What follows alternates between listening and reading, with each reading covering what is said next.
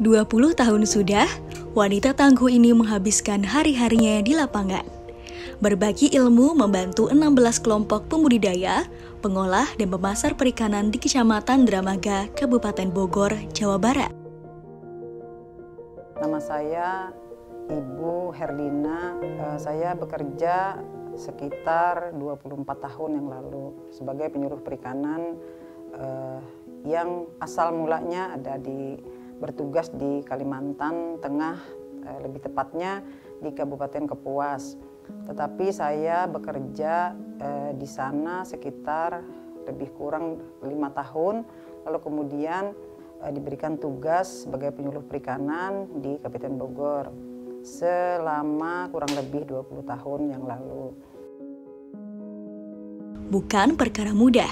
Sebelum matahari pagi menjulang, ibu dua orang anak ini sudah terbangun menyiapkan sarapan pagi bagi anak-anak dan suaminya, memenuhi tanggung jawabnya sebagai seorang istri dan ibu rumah tangga. Langkahnya tak terhenti. Ia kemudian bergegas dengan sepeda motornya, melaju sejauh puluhan kilometer untuk membina para kelompok binaannya hingga petang menjelang. Semuanya dijalankan dengan sukacita.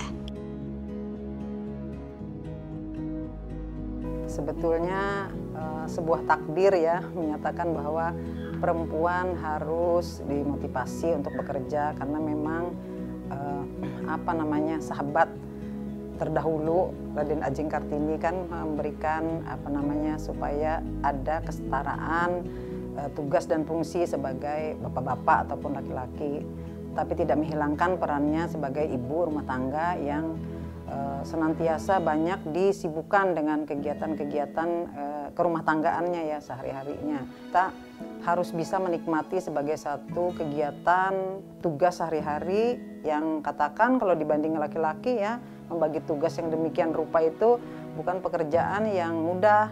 Pintar-pintar seorang perempuan manajemen waktu. Ini ibu bekas luka juga, jatuh-jatuh naik motor, bangun lagi. Kalau bisa jangan digendong orang ya jatuh. Jadi nggak hilangkan duka gitu ya maksudnya tuh. Kalau selama bisa berdiri ya berdiri gitu kan. Itu dukanya kan kalau sudah jalan licin kayak gini tuh, tapi kita mendapatkan panggilan ke kelompok, Jan harus siapkan jas hujan gitu kan. Jadi dukanya tuh sedikit-sedikit aja sih kalau dinikmati ya beban tugas oleh lembaga, lalu kemudian kita juga diberikan insentif ya berupa gaji. Ya artinya kalau mudah-mudahan jangan sampailah dukanya lebih banyak ya, dinikmati aja akhirnya gitu Mbak. Pandemi COVID-19 tak menghalangi langkahnya. Dengan kreativitasnya, ia mendirikan Saung Mak Lina, sebagaimana orang-orang akrab memanggilnya. Di sana, ia tak henti berbagi ilmu kepada para kelompok binaan yang datang menemuinya. Tantangannya itu satu khususon, yang kedua situasional ya, karena memang tidak kita kehendakin ya. Virus COVID-19 ini kita menyangkanya setahun, lalu kemudian berkembang terus gitu kan, hingga protokol-protokol yang ketemu dengan orang ya, apalagi orang-orang tuh artinya kan 10 orang itu kan satu kelompok ya, kumpulan orang-orang, artinya penyuluh harus memiliki trik tersendiri karena satu disampaikan di lapangan sebanyak 16 kelompok itu ada yang beberapa kelompok tidak menerima, yang tidak mau didatangin dan tidak mau berkumpul. Ibu punya jadwal sendiri untuk kelompok ini 1 bulan sekali, tapi ibu batasi hanya boleh 5 orang.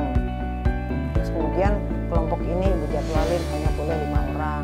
Nanti datangnya variasi, Bu, ada yang pemasaran ikan, ada yang ngasih pelet, mangga datangnya 4 orang.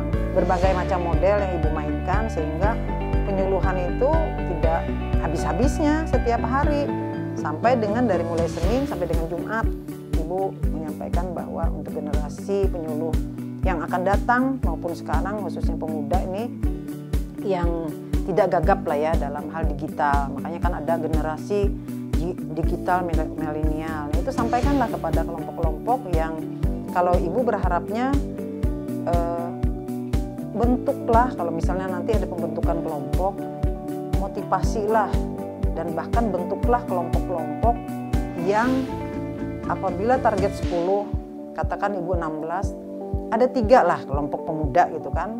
Bolehlah ada yang tuanya gitu kan, tapi misalnya 5 yang standar umurnya, lalu kemudian harus ada, nah ibu kan mewajibkan jadinya kan, harus ada anak yang katakan dia lulus SMA atau bahkan sarjana. Itu yang merupakan motivasi bagi kawan-kawan, terutama penyuluh yang muda-muda ini, generasinya, disampaikan materi yang khusus bagaimana mereka mengaktualisasikan komunikasi melalui Zoom meeting misalnya gitu, atau pemasaran melalui online. Itu kelemahan-kelemahan kita sekarang ini, khawatirnya keasikan dengan metodologi sebelum Covid.